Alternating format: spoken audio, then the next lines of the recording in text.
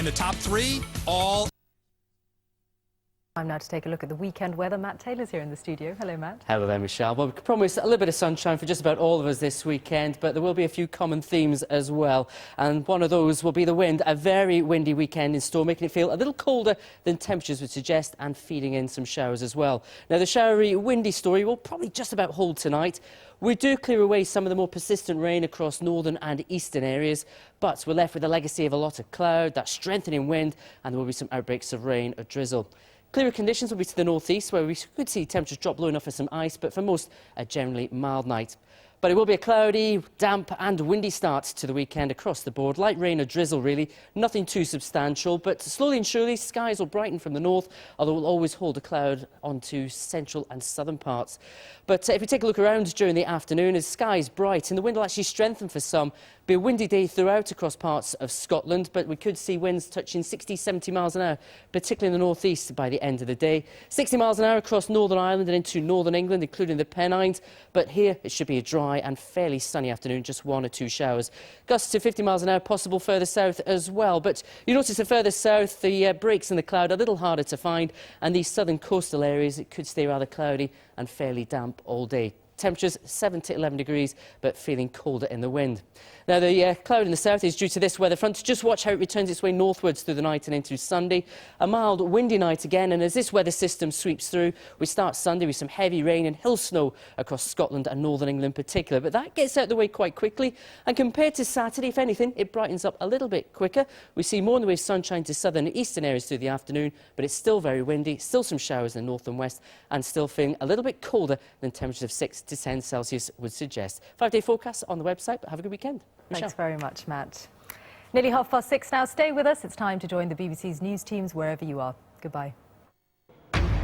Tonight on BBC London News, calls to ban cash deals in a bid to stop the trade in stolen metal. We've seen the escalation of metal theft as a crime. It's reached epidemic proportions, and we've seen the consequences of that crime.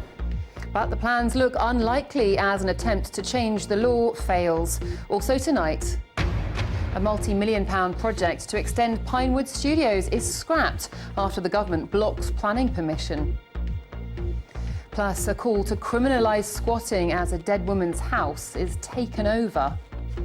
You're powerless to get in and the police are powerless to do anything. You know, it just seems ridiculous.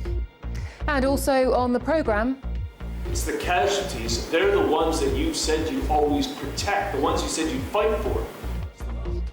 we meet the soldiers starring in a West End play, acting out their own experiences of war.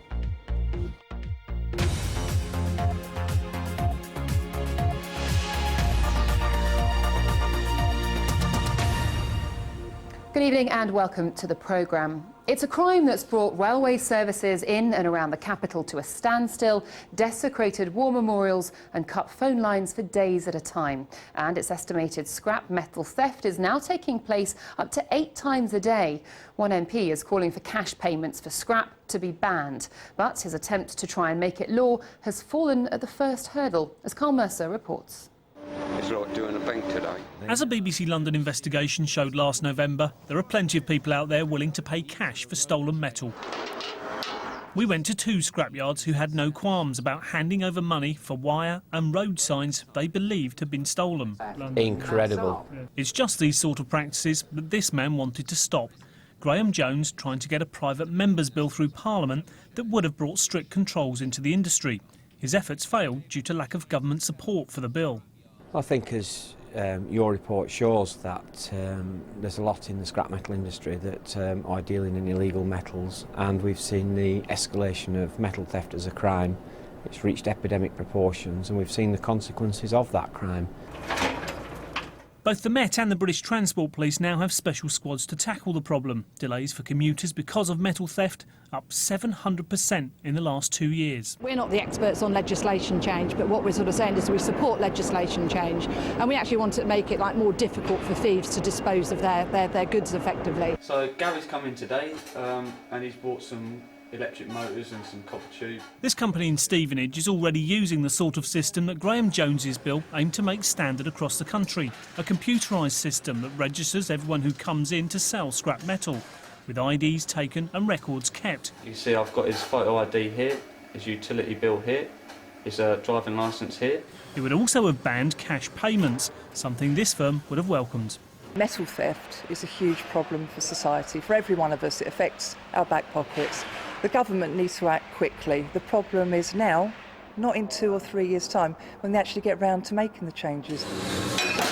Although it didn't back today's bill, the government told us it is working with the industry on new measures to tackle metal theft, including banning cash payments like the ones our investigation exposed, and tougher sentences. Not enough, says the man who wanted his bill to go forward today. I think everybody's well aware of the situation. In fact, it probably touches most communities now with lead theft from church roofs, etc. And I think the government should have been aware of that, and I think the government have put them in a position, themselves in a position where they are out of touch. No new legal crackdown yet then, but rogue metal traders know their days are numbered. Carl Mercer, BBC London News.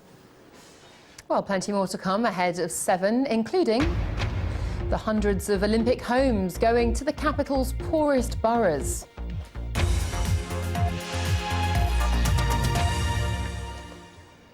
Pinewood Studios has scrapped its plans to build a Hollywood-style film set in Buckinghamshire.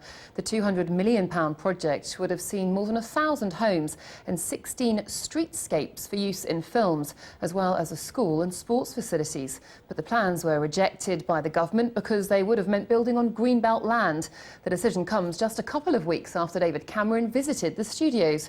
Well, Matthew Morris is at Pinewood Forest this evening. Matt. Victoria, Pinewood Studios is a key player in the UK film industry, helping to bring smiles to the cinema with the films made here, from Bond to Potter, Mamma Mia to The Iron Lady. But they didn't manage to bring smiles to the faces of the